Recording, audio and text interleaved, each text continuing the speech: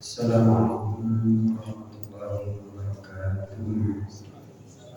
Bismillahirrahmanirrahim. Wassalatu wassalamu ala Rasulillah wa ala alihi wa ashabihi wa wala.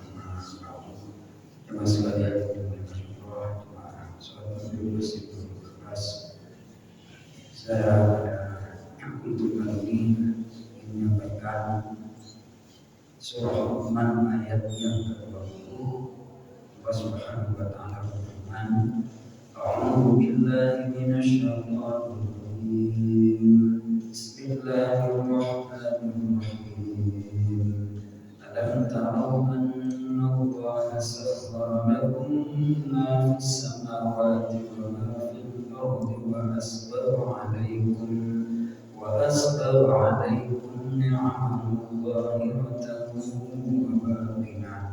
ومن الناس من يجادل في الله بغير علم ولا هدى ولا كتاب منير. صدق الله العظيم وبركاته. Apakah kalian tidak memperhatikan bahwasanya Allah telah menunjukkan untuk kalian apa yang ada di semesta langit dan di bumi? Sedikit kita lakukan apa yang ada di langit dan di bumi ini ditundukkan untuk yang namanya manusia.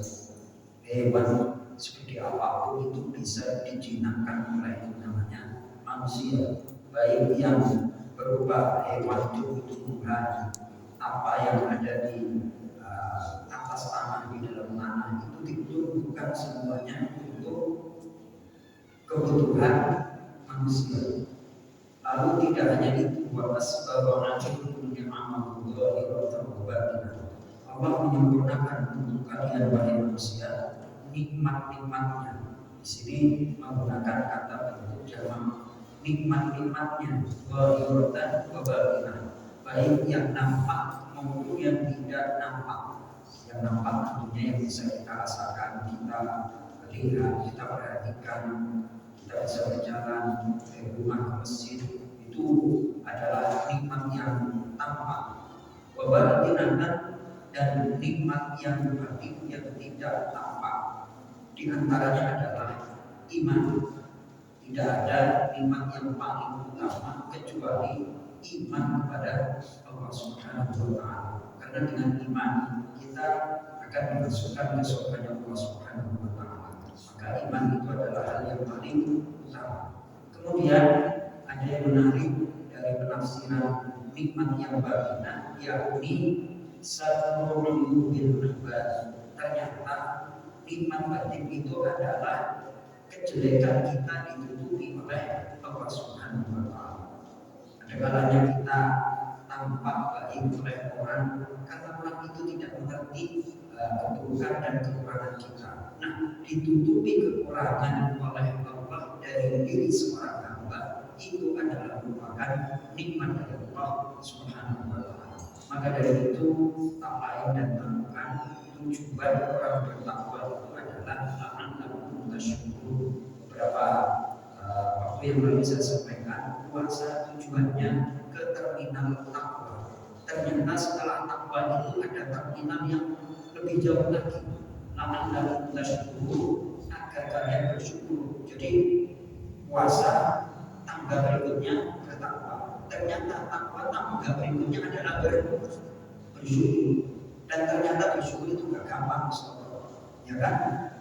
Kata sebagian ulama, ibadah yang paling tinggi tentunya adalah ibadah antara hati dan lahiriah itu seimbang. Yang utama adalah ibadah hati. Dan ibadah hati yang paling utama itu adalah menerima qada dan takdir Allah. Itu saya pernah ngaji, terus ditanya seperti ini. Ada orang punya duit banyak, ya kan, ingin nikah lebih dari satu, tapi nggak berani. Ternyata menerima takdir nikah satu itu berat apakah itu bagi orang yang punya duit, ya kan? Ingin tapi nanti berpikir, wah nanti kalau nikah lagi gimana dan segala macam. Ternyata menerima takdir itu adalah ibadah yang paling tinggi. menerima apa adanya. Karena yang ditakdirkan oleh Allah adalah pasti baik untuk yang namanya manusia. Kemudian saya kaitkan dengan hadis riwayat Imam Ahmad, ini ada dalam tafsir Ibnu Katsir. Kalau ingin kita jadi wali itu ternyata sederhana, yang banyak bersyukur.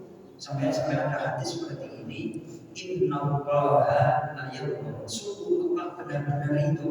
Di sini ada dua kata penguat, sungguh Allah benar-benar itu terhadap hambanya idza akala atau syariba, apabila dia makan atau minum walaupun aklatan atau syurbatan, satu teguk atau satu suap, dia fahamidallah, dia memuji kepada Allah. Alhamdulillah. Ternyata puji alhamdulillah itu mengundang ridho dari Allah Subhanahu wa taala. Terakhir ada ungkapan ini dari insyaallah dari hadis qudsi yang konten atau isinya adalah tidak ada tegukan, ibaratnya itu kejadian yang dialami oleh manusia mengecewakan, menjengkelkan, menyakitkan, tapi seolah-olah seperti jarum itu ditelan aja, ditelan.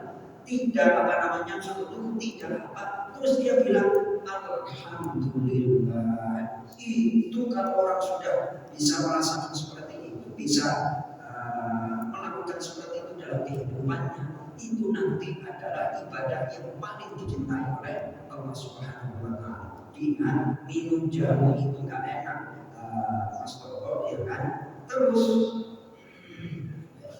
tapi walaupun nggak enak tetap alhamdulillah. Demikian juga kejadian-kejadian dalam kehidupan kita nggak ngerti. Kadang yang pahit justru itu yang lebih baik bagi kita.